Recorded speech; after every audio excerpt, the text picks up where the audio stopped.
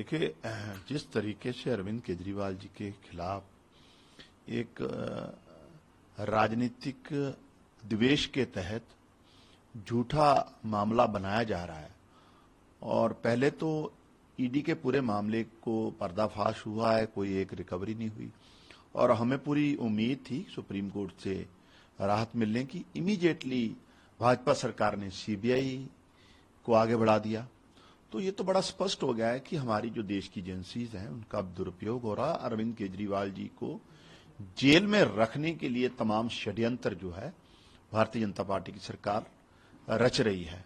और आज देश की सबसे बड़ी पंचायत के बाहर आम आदमी पार्टी के सभी लोकसभा और राज्यसभा के मेंबर साहिबान उन्होंने प्रोटेस्ट किया है, क्योंकि आम आदमी पार्टी और हमारे नेशनल सुप्रीमो अरविंद केजरीवाल जी के खिलाफ पूरी तरीके से एक राजनीतिक पॉलिटिकल वेंडेटा जिसको हम कहेंगे, झूठा मामला बनाया जा रहा है। काफी लोगों का हमें आज राम गोपाल जी जो समाजवादी पार्टी के, उनका समर्थन मिला है, कुछ और नेताओं का मिला, और अभी हमारी बाकी इंडिया ब्लॉक के साथियों से बातचीत चल रही है।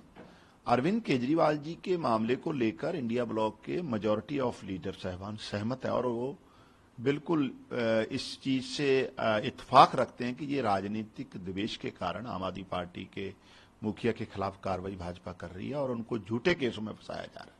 देखिए, ऑनरेबल प्रेसिडेंट ऑफ इंडिया का अभिभाषण जो हुआ है पूरी तरीके से बीजेपी का लिखा हुआ ही भाषण था।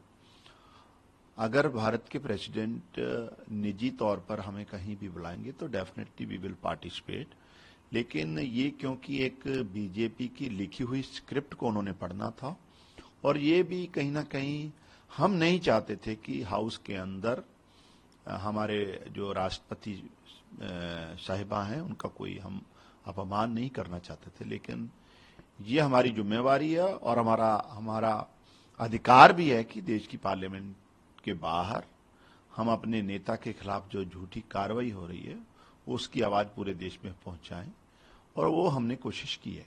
पहली बात तो जो 1975 की इमरजेंसी है उसको कोई भी अप्रिशिएट नहीं करता, और हम लोग भी उसका कई बार विरोध कर चुके, लेकिन पिछले 10 साल से मोदी जी का इस देश में शासन रहा है। आज 10 साल के शासन करने के बाद भी अगर गड़े मुर्दे ही उखाड़ने तो भारतीय जनता पार्टी की उपलब्धि क्या है, प्रधानमंत्री मोदी जी की उपलब्धि क्या है, ये तो बताएं। आज 10 साल बाद विदेश नीति के तौर पर पूरी विदेश नीति फ्लॉप रही है। चाइना अरुणाचल के हिस्से में क्लेम कर रहा है, नौजवानों के भविष्य से खिलवाड़ हो रहा है, नीट जैसे अहम एग्जाम के पेपर लीक हो रहे हैं। हरियाणा गुजरात जहां बीजेपी की सरकार है, साल में 4-4 पेपर लीकेज होते हैं। मजदूर और किसान कई महीनों से धरने पे बैठे, पंजाब एंड हरियाणा बॉर्डर पे, कोई उनको पूछने वाला नहीं है। बेरोजगारी और महंगाई देश के हाईएस्ट लेवल पर पहुंच गई है इस 10 सालों में, उस पर कोई चर्चा करने को तैयार नहीं है।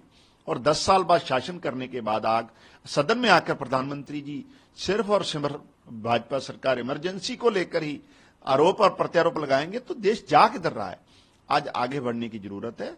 उपलब्धियां अगर हैं तो बताइए, और ये तमाम जो कंस्ट्रक्टिव इश्यूज हैं इस पे चर्चा सदन में होनी चाहिए, हमारी ये मांग है।